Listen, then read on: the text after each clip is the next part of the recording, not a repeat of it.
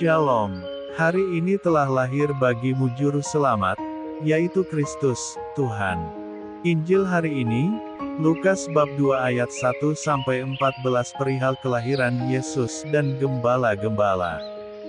Kelahiran Yesus adalah suatu sejarah di dalam berbagai kisah dalam sejarah dunia yang pernah terangkai.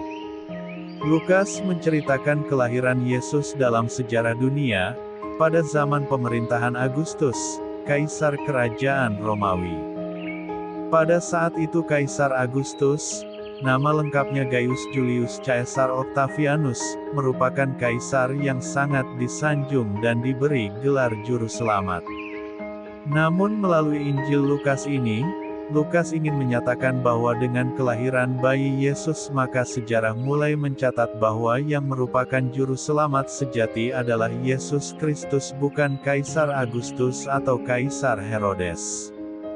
Bahkan Kaisar Agustus sendiri dibuat menjadi taat dalam tangan Allah, sebab mau tak mau ia dipakai dan diikutsertakan dalam kedatangan Juru Selamat dunia yang sejati, yang kerajaannya akan mengatasi segala kerajaan dan negara dari dunia ini, oleh karena kerajaannya adalah satu-satunya kerajaan yang kekal. Mazmur bab 2 dan Kisah Para Rasul bab 17 ayat 7. Ini berarti bahwa kelahiran Yesus akan mengubah sejarah dunia sepanjang zaman sebagai seorang Mesias, Sang Soter, penyelamat sejati. Selanjutnya dari kisah sensus penduduk yang dilaksanakan oleh pemerintahan Romawi, maka kelahiran Kristus juga digambarkan oleh Lukas disaksikan oleh para gembala. Bagaimanakah karakter gembala yang dimaksudkan oleh Lukas? Apabila kita mengingat definisi perumpamaan Yesus mengenai gembala, akan nampak bahwa gembala itu lemah lembut dan penuh kasih sayang. Namun apakah seperti itu karakter atau sifat gembala yang dimaksud dalam Injil Lukas? Tidak. Gembala yang dimaksud oleh Lukas bukan ia dengan gambaran yang lemah lembut dan penuh kasih sayang. Tetapi gambaran gembala umumnya saat itu adalah kasar, tidak mengindahkan peraturan masyarakat, sehingga dalam hal ini Rabi Yahudi, tokoh agama, memandang rendah mereka karena mereka hampir tidak mempedulikan agama. Mereka, para gembala miskin ini, sering menggembalakan domba di ladang dan memakai sumber air orang lain. Bahkan para imam Yahudi menganggap mereka sebagai orang-orang yang tidak dapat dipercaya, sehingga mereka tidak diperbolehkan bertindak sebagai saksi di pengadilan.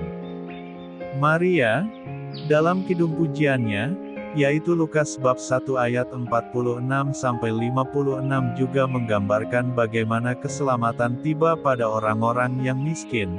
Miskin dalam arti mengakui keterbatasan dan kefanaan hidup di dunia ini. Dalam hal ini orang-orang yang selalu dipandang rendah dan hina baik dalam hal karakter, sifat, moral, status sosial bahkan keagamaan.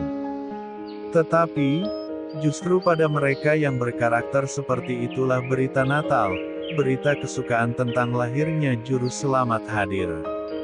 Gembala yang tidak boleh menjadi saksi di depan pengadilan, malah menjadi saksi bagi kelahiran Kristus.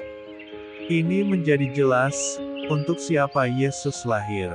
Ini menjadi tanda yang jelas bahwa Juru Selamat lahir untuk semua umat manusia tanpa memandang siapa orang tersebut, status sosial, ekonomi, pendidikan, suku, adat istiadat bahkan agama. Ia datang untuk semua orang, dalam hal ini ialah umatnya, dan golongan yang percaya kepadanya. Sejarah kelahiran Yesus selalu kita rayakan bukan tanpa makna tetapi dengan makna bahwa Dialah Juru Selamat sejati yang telah ditunggu umat manusia sepanjang sejarah, baik sebelum dan sesudah kelahirannya. Kedatangannya pun bukan merupakan peristiwa spektakuler seperti dalam setiap kepercayaan manusia. Namun kedatangannya yang sederhana menunjukkan bahwa kelahirannya menyentuh segala lapisan hidup manusia. Ia menjadi benar-benar manusia tetapi sekaligus benar-benar Allah sejati. Dan saat ini apabila kembali kita merayakan dan merenungkannya pada Natal, Maka mari persiapkan hati dan hidup kita untuk bersyukur sekaligus berserah menantikan kedatangan kedua kalinya, yang waktunya tidak seorang pun tahu, hanya Bapa di sorga yang mengetahuinya. Marilah berdoa. Tuhan Yesus Kristus, Engkau adalah firman yang hidup. Maka hidupkanlah selalu terang firman-Mu dalam hidupku agar kegelapan tidak lagi menguasai hatiku. Amin. Tuhan Yesus memberkati. RHPE Channel.